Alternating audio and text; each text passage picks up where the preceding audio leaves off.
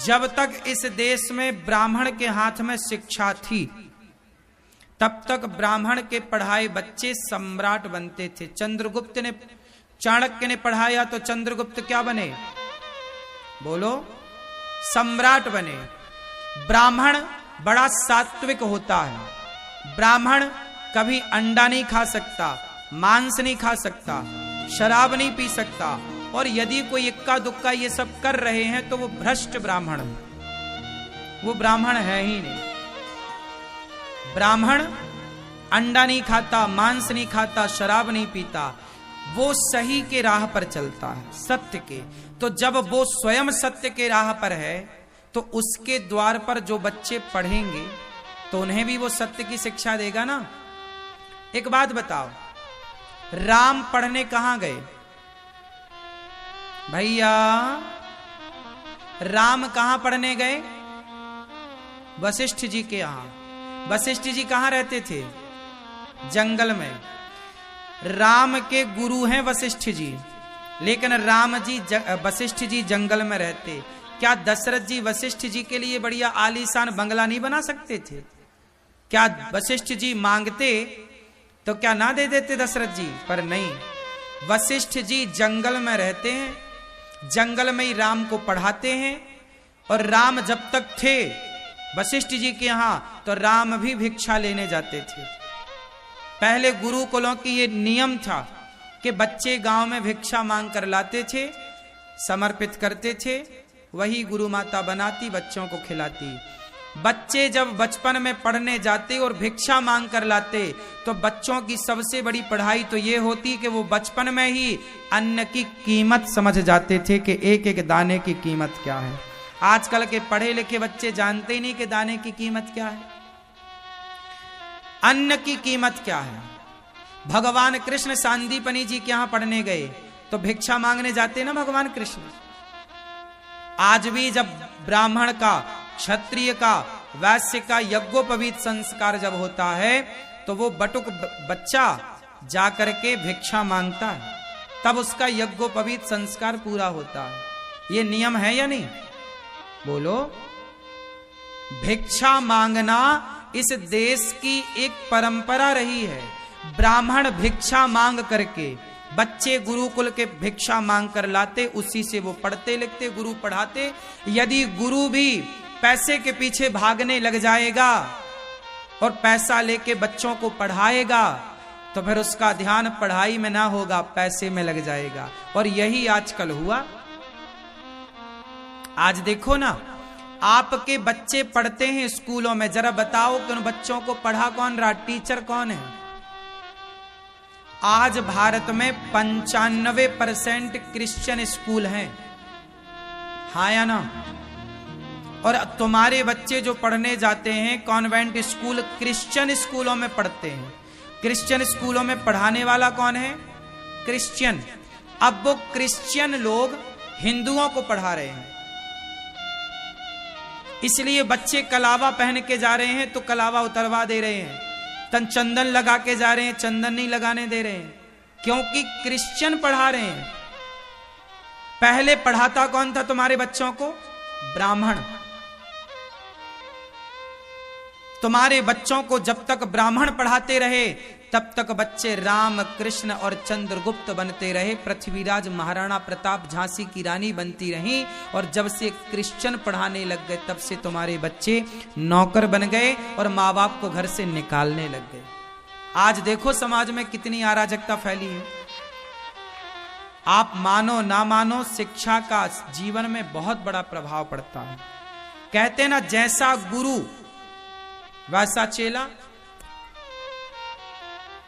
अब स्कूलों में आपके बच्चों को अंडे खाने के फायदे बता रहे हैं क्रिश्चियन लोग। क्रिश्चियन लोग आज पूरे भारत की शिक्षा पर क्रिश्चियनों का कब्जा है। हर महंगा स्कूल आपको क्रिश्चियनों का मिलेगा, हर बड़ा स्कूल आपको क्रिश्चियनों का मिलेगा, और वहां पर वो लोग अंडा खाने के फायदे बता रहे हैं। तुम्हारे बच्चे इसलिए तो अंडा मांग रहे हैं। तुम्हारे बच्चों को स्कूल में अंडा खाने के फायदे वो बताते हैं कि अंडा में प्रोटीन होता, वो ये नहीं बताते कि सोयाबीन में प्रोटीन होता है। वो ये नहीं बताते केला खाओ, फल खाओ। तुम्हारी संस्कृति, ये भारत अब सुरक्षित नहीं लग रहा है मुझे। आप मानो ना मानो, लेकिन आप जितने लोग यहां बैठे हैं, आप में से भी बहुतों के बच्चे क्रिश्चियन स्कूल में पढ़ रहे हैं। हाँ या ना? क्या पढ़ा रहे होंगे वो क्रिश्चियन लोग? वो क्रिश्चियन लोग जो गाय का मांस खाते हैं, जो मांस खा रहे हैं। अरे भैया, गुरु तो ऐसा होना चाहिए ना, बच्चों को पढ़ाने वाला, सात्विक पवित्र विचारधारा वाला। इसलिए वर्षों से ब्राह्मण का काम है पढ़ना और पढ़ाना। लेकिन आजकल ना ब्राह्मण से कोई पढ़ रहा है, ना ब्राह्मण खुद भी पढ़ रहा है।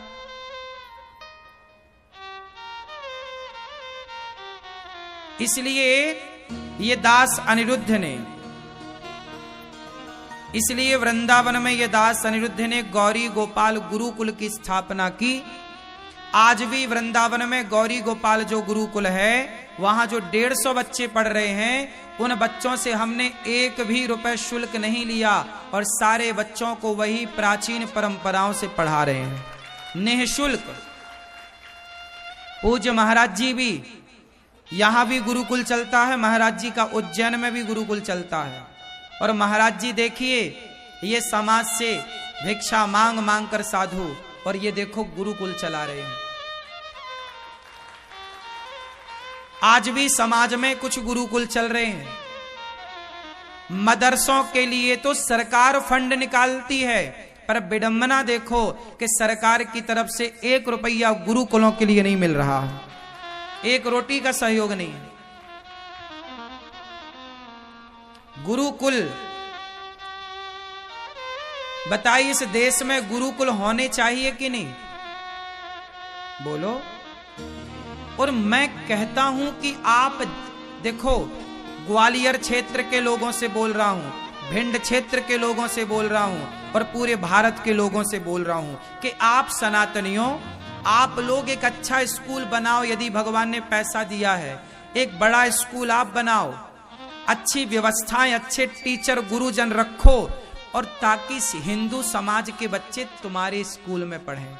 तुम जरा गीता पढ़ाया करो वहां, तुम जरा सिलेबस के संग एक गीता का श्लोक पढ़ाना सिखाओ, हनुमान चालीसा की प्रार्थना कराओ। सवेरे जब बच्चे जाते हैं तो हनुमान चालीसा से प्रार्थना हो। ये क्रिश्चियनों के स्कूल में तो संभव नहीं है। क्रिश्चियनों के स्कूल देख लेना, एक दिन ये बवंडर ना आए सामने तो कहना। तुम्हारे बच्चों को, हिंदुओं के बच्चों को हिंदू पढ़ाए ना भाई, क्रिश्चियन क्यों पढ़ाए? वो क्रिश्चियन पढ़ाएगा तो वो तो भड़काने वाली विद्या दे देगा। इसलिए तुम्हारे बच्चे बचपन से कहते हैं, अरे भगवान भगवान कुछ नहीं होता। आज के बच्चे क्या भगवान को मानते हैं? 70% बच्चे भगवान को नहीं मानते। क्यों नहीं मानते? क्योंकि उनको स्कूलों में यही बताया, यार भगवान भगवान कुछ नहीं होता। भगवान होते तो रेप क्यों होते, बलात्कार क्यों होते, ये बता रहे हैं टीचर लोग। अब धर्मांतरण कराने वाले जो ईसाई हैं, वो क्या करते हैं, गांव गांव के आदिवासियों के पास जाते हैं और उनको बोलते हैं कि बोलो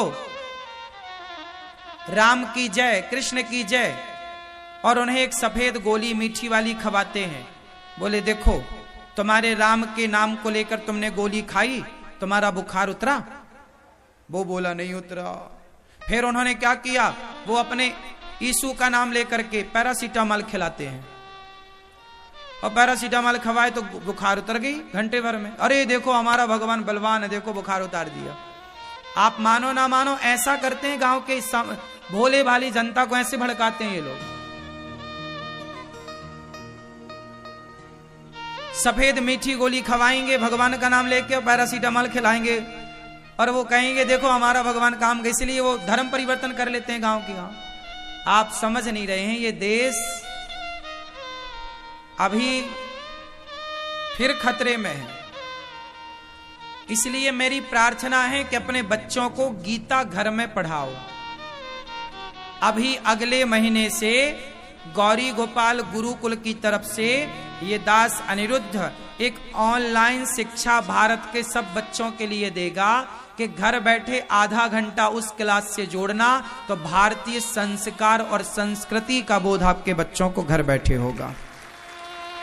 गौरी गोपाल गुरुकुल में जो विद्यालय है, गौरी गोपाल गुरुकुल, वहां तो बच्चे पढ़ रहे हैं 150, लेकिन आपके बच्चे घर बैठे भी पढ़ सकें उसकी भी मैं व्यवस्था कर रहा हूं।